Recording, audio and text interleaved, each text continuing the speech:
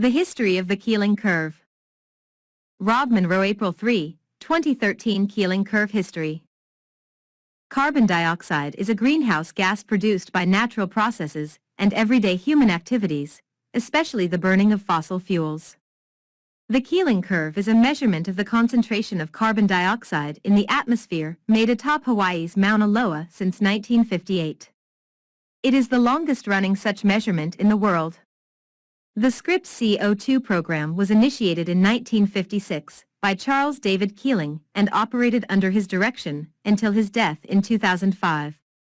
It is currently being continued by Ralph F. Keeling, who also runs a parallel program at Scripps to measure changes in atmospheric oxygen abundances. Carbon dioxide measurements at Mauna Loa are also being made by an independent instrument operated by NOAA.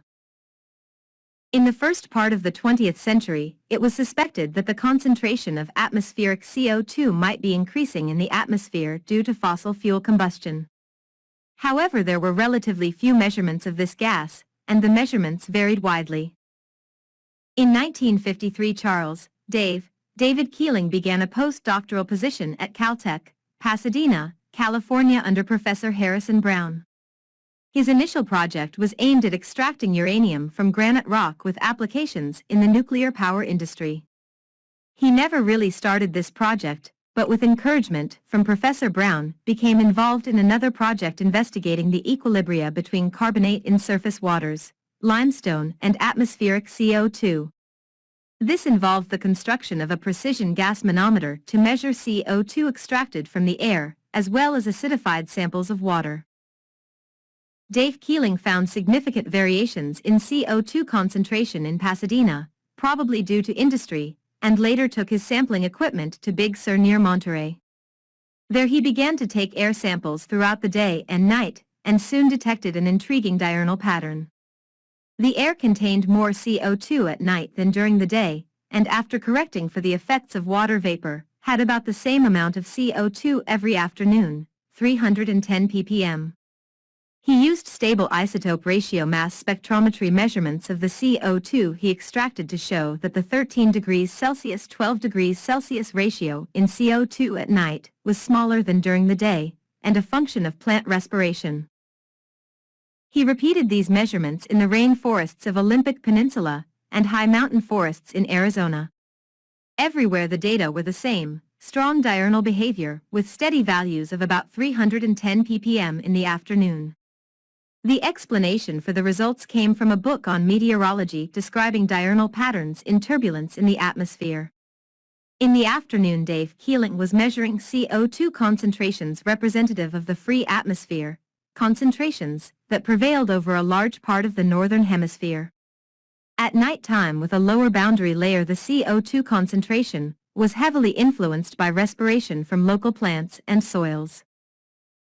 Little did Dave Keeling know then that he had laid the basis for his remarkable career investigating the global behavior of atmospheric CO2. In 1956, Dave Keeling's measurements came to the attention of Harry Wexler at the U.S. Weather Bureau and Roger Revelle at Scripps Institution of Oceanography.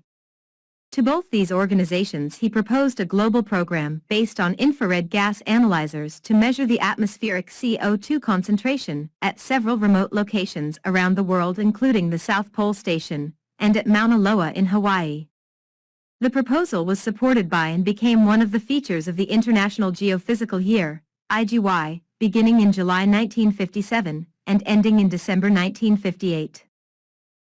Using IGY funds from the Weather Bureau, Dave Keeling bought 4 infrared gas analyzers from the Applied Physics Corporation.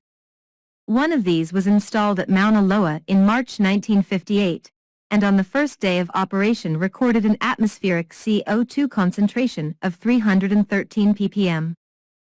To Dave Keeling's surprise, however, the CO2 concentration at Mauna Loa had risen by 1 ppm in April 1958 to a maximum in May, when it began to decline, reaching a minimum in October. After this, the concentration increased again, and repeated the same seasonal pattern in 1959. In Dave Keeling's words, we were witnessing for the first time nature's withdrawing CO2 from the air for plant growth during summer, and returning it each succeeding winter. In 1959 the average concentration had increased and increased still further in 1960 as shown in the graph. Dave Keeling's analytical skills and dedication had paid off with two dramatic discoveries, firstly, of the natural seasonal breathing of the planet, and secondly, of the rise in atmospheric CO2 due to the combustion of fossil fuels by industry, and to land use changes. Published in the 1960 Telus article, The Concentration and Isotopic Abundances of Carbon Dioxide in the Atmosphere, PDF, these significant findings marked the beginning of the now world-famous Keeling Curve, which extends for 55 years and represents one of the most important geophysical records ever made. By the early 1970s this curve was getting serious attention, and played a key role in launching a research program into the effect of rising CO2 on climate. Since then, the rise has been relentless and shows a remarkably constant relationship with fossil fuel burning, and can be well accounted for based on the simple premise that 57% of fossil fuel emissions remain airborne. The Mauna Loa record can now be placed in the context of the variations in CO2 over the past 400,000 years, based on reconstructions from polar ice cores. During ice ages, the CO2 levels were around 200 ppm, and during the warmer interglacial periods, the levels were around 280 ppm. Looking ahead, if the rate of fossil fuel burning continues to rise on a business-as-usual trajectory, such that humanity exhausts the reserves over the next few centuries, CO2 will continue to rise to levels of order 1500 ppm. The atmosphere will not return to pre-industrial levels even tens of thousands of years into the future. Unless serious efforts are made to reduce the dependence on fossil fuels, it is clear that we are on a threshold of a new era of geologic history, one with climate very different from that of our ancestors. These curves not only demonstrate the seriousness of the global warming problem, but also illustrate the power of continuous time series to communicate and clarify the essential science. The Scripps Institution of Oceanography program was actually shut down for a period in 1964 following congressionally mandated budget cuts, and would have been discontinued at that time had Charles David Keeling not pushed hard to keep it going. The program had to endure a series of threats through the 1970s and 1980s associated with a coordinated effort by program officers at NSF and NOAA to transfer full responsibility for global CO2 observations to NOAA. The program was rescued by DOE, but was never on a very secure footing, and was subject to occasionally bizarre requirements, such as a mandated convergence with NOAA, and to the requirement that new discoveries be made based on the records at a pace of 2 per year. For the last several decades, the Scripps Institution of Oceanography program has coexisted peacefully alongside a much larger effort by NOAA. Having two programs is arguably very important for long-term continuity. All programs will suffer occasion technical difficulties, and are vulnerable to budget cuts. Also, when tracking changes in time, you only get one chance to measure each point. Redundancy is therefore an essential element of any robust long-term measurement program.